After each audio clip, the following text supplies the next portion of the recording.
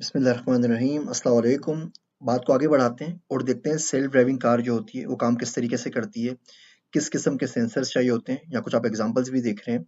कि किस किस्म के कैमरा और सेंसर्स चाहिए होते हैं एक ड्राइव को इस काबिल बनाने के लिए कि वो खुद से अपने आप को ड्राइव कर सके। सेल्फ ड्राइविंग गाड़ी के अंदर कार के अंदर हम गाड़ी को तो ईजाद नहीं कर रहे, गाड़ी तो ऑलरेडी बन चुकी है। हाँ, वो अगर पेट्रोल के बदले डीजल के बदले वो एनर्जी पे चल रही है तो उसकी जो तमाम चीज़ें होती हैं जो अल्टरनेट फ्यूल के ऊपर गाड़ी के ऊपर होती है वो तमाम की तमाम चेंजेस हमें करनी पड़ती हैं और वो ऑलरेडी हमारे पास गाड़ियाँ मौजूद हैं जो फ्यूल के बदले बैटरी के ऊपर या किसी और चीज़ के ऊपर चलती हैं। लेकिन यहाँ पे हम जो काम कर रहे हैं वो ये कर रहे हैं कि गाड़ी किस तरीके से अपनी सराउंडिंग्स को जान सके, उसके आसपास में कौन-सी गाड़ियाँ हैं, कितने इंसान हैं, कितने जानवर हैं, उसकी स्पीड क्या है, वेलोसिटी क्या है, ये तमाम के तमाम जो हमने लेवल 3 के अंदर पढ़े हैं, वो तमाम के तमाम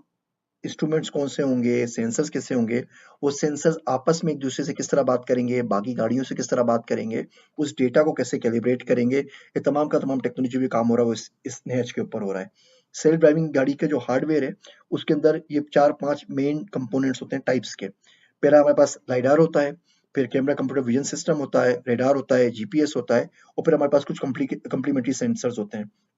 लाइडार जो हमारे पास होता है, जिसको हम लाइट डिटेक्शन और रेंजिंग कहते हैं, वो सेल्फ ड्राइविंग गाड़ी के अंदर हम इस्तेमाल करते हैं। वो लेज़र बीम की मदद से मालूम करता है कि गाड़ी कितनी दूर है, सामने वाला ऑब्जेक्ट कितने करीब है, उसकी वेलोसिटी क्या है, कितनी तेज़ी से हमारी तरफ आ रहा है।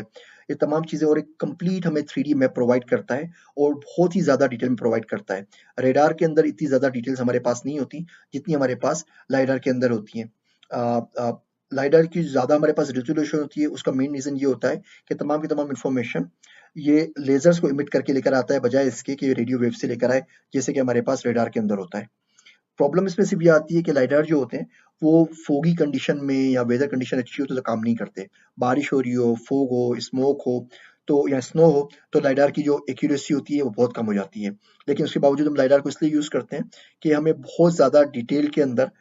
इन्फॉर्मेशन प्रोवाइड करता है। मिसाल के तौर पे गाड़ी के सामने अगर कोई गेंद आ जाएगी, तो लाइडर हमें ये तक बता सकेगा कि गेंद की स्पीड क्या है, उसकी वेलोसिटी क्या है, गेंद किस सिम से हमारी तरफ आ रही है और क्या हमें ब्रेक मारने चाहिए, क्या गाड़ी को थोड़ा-सा रुख मोड़ लेना चाहिए या यील्ड करना चाहिए।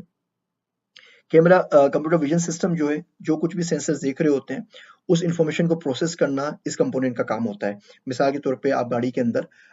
नाइट कैमरा लगा सकते हैं जो रात के अंदर दिख सकें। एक टेस्ला की गाड़ी के अंदर तकरीबन 8 से ऊपर साइड कैमराज़ लगे हुए होते हैं, जो आस-पास के माहौल, आस-पास की जो एनवायरनमेंट है, उससे मुतालिक तमाम इन्फॉर्मेशन दे रहे होते हैं, जो गाड़ी का सॉफ्टवेयर उनको प्रोसेस कर सके, अपनी एनवायरनमेंट को समझने के लिए, जो तमाम चीज़ें हमने परसेप्शन में डिस्कस की थी। रेडार जो हमारे पास है रेडियो डिटेक्शन रेंजिंग ये बड़ा अच्छा होता है और लाइडार का नेमुल बदल बन जाता है जब कंडीशंस वेदर की हमारे पास बहुत अच्छी ना हो, स्नो हो, फोग हो या स्मोक हो, तो रेडार से हमें एडिशनल डेटा मिल जाता है। यहाँ पे हम जीपीएस डेटा को भी ट्रैकिंग को भी ऐड कर लेते हैं, जिससे हमें एक्जेक्टली पता चलता है कि रोड के ऊपर गाड़ी किस लोकेशन में मौजूद है। पाकिस्तान में तो ये जीपीएस कोऑर्डिनेट्स वगैरह इतने डेवलप नहीं हुए किसी भी वजह से, लेकिन आप अमेरिका में यहाँ पे हमारे पास आप आएँ या किसी और डेवलप कंट्री में जाएँ, तो वहाँ पे बड़े डिटेल जीपीएस में बने हुए होते हैं। उनको पता होता है स्टारबक्स कहाँ पर है, गली का नुक्कड़ कहाँ पर है, जो फायर हाइड्रेंट है वो कहाँ पर लगा हुआ है, फुटपाथ कहाँ से शुरू होके कहाँ खत्म हो रही है, बहुत डिटेल होती है। तो आपके पास सिर्फ जीपीएस लोकेशन भी हो तो बता सकते हैं कि ये सिंगल लेन रोड है, डबल लेन रोड है, गाड़ी किस तरफ से आएगी, किस तरफ जाएगी, सिग्नल कितना दूर है, सिग्नल की टाइमिंग क्या है, बहुत सारा डेटा आप जीपीएस से लगा सकते हैं। आपने बहुत सारी मूवीज देखी होगी एवेंजर्स टाइप की, उसमें देखते हैं कि वो सेल्फ ड्राइविंग गाड़ी को हैक कर लेते हैं, वो गिर रही होती है और सिग्नल क्रॉस कर रही होती है, सिग्नल सारे उसको ग्रीन या रेड मिल जाते हैं। ये सारे का सारी जो काम हो रहा होता है इसी जीपीएस ट्रैकिंग के थ्रू हो रहा होता है। लास्ट जो इसमें कॉम्प्लीमेंट्री सेंसर्स हमारे पास होते हैं, उसमें हमारे पास इनर्शियल मेजरमेंट यूनिट होता है, जिससे गाड़ी की हमारी वेलोसिटी पता चल सकती है और एक्सटर्नल सेंसर्स हमारे पास होते हैं, जैसे मैंने आपको बताया टेस्ला की गाड़ी के अंदर कोई 8 एक्सटर्नल कैमरास होते हैं। इसके अलावा हम लोग वॉइस भी देख सकते हैं और ऑडियो प्रोसेस भी इन्फॉर्मेशन